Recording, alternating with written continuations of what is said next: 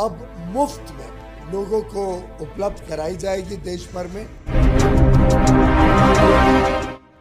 नए साल की शुरुआत से पहले मोदी सरकार ने देश के 81 करोड़ लोगों को न्यू ईयर का गिफ्ट दे दिया है। केंद्र सरकार राष्ट्रीय खाद्य सुरक्षा अधिनियम के तहत एक साल तक देश के 81 करोड़ 35 लाख लोगों को बिल्कुल मुफ्त में राशन देगी। शुक्रवार को केंद्रीय कैबिनेट की बैठक में ये तय किया गया कि 31 दिसंबर 2023 तक गरीबों को पहले की तरह ही मुफ्त राशन मिलेगा।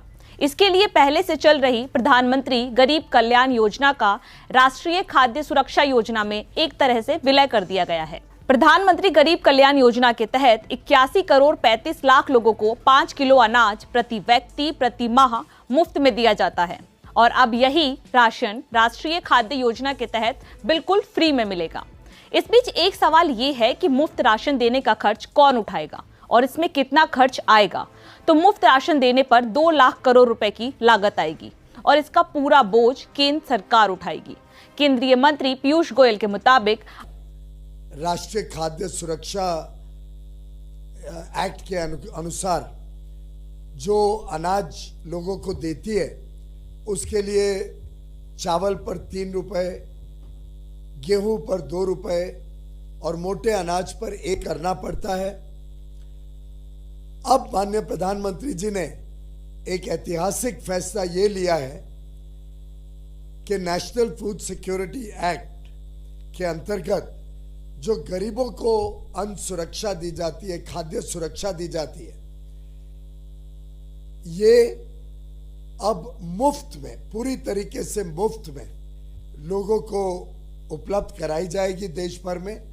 लगभग प्रधानमंत्री गरीब कल्याण योजना को मार्च 2020 में कोविड संकट के दौरान लागू किया गया था। इस योजना का लाभ देश के 80 करोड़ लोगों को मिलता है। बीते कई महीनों से इस योजना को बढ़ाया जा रहा है। मार्च 2020 से लागू इस योजना को 7 चरणों में अब तक बढ़ाया जा चुका है। इससे पहले सितंबर में इसको 3 महीने के लिए बढ़ाया गया था और अब केंद्रीय कैबिनेट ने इस योजना को 1 साल तक के लिए बढ़ा दिया है। मोदी कैबिनेट के इस फैसले से आने वाले दिनों में उन तमाम लोगों को फायदा मिलेगा जो लंबे समय से इस योजना के तहत फ्री का राशन पा रहे थे। लेकिन सियासी गलियारों में ये भी चर्चा है कि इस योजना से जितना फायदा गरीब वर्ग को मिलेगा उतना ही फायदा बीजेपी को आने वाले दिनों में कई राज्यों के विधानसभा चुनाव में मिल सकता है। 2024 के लोकसभा चुनाव से पहले अगले साल 2023 में देश के 9 राज्यों में विधानसभा चुनाव है। इसमें मध्य प्रदेश, राजस्थान, छत्तीसगढ़, कर्नाटक, तेलंगाना, त्रिपुरा, मेघालय, नागालैंड और मिजोरम शामिल हैं। राजस्थान, छत्तीसगढ़, तेलंगाना वो अहम राज्य हैं जहां बीजेपी अभी सत्ता से बाहर है। इसलिए बीजेपी की पूरी कोशिश है कि वो इस योजना को आने वाले विधानसभा चुनाव में इन राज्यों में भुना सके। फ्री राशन की योजना बीजेपी के लिए ट्राई एंड टेस्टेड फॉर्मूला है। वो इसलिए क्योंकि कोरोना के समय जिस तरह यूपी में योगी सरकार ने लोगों को फ्री राशन दिया था और इसका सीधा फायदा बीजेपी को 2022 के विधानसभा चुनाव में देखने के लिए मिला है। इसीलिए बीजेपी की कोशिश है कि फ्री राशन योजना के तहत एक और गरीबों को फायदा दिया जा सके तो दूसरी ओर आने वाले चुनाव में इसका फायदा भी लिया जा सके। अब तो 2023 और 2024 के नतीजे ही बताएंगे कि बीजेपी को इसका कितना फायदा मिलता है।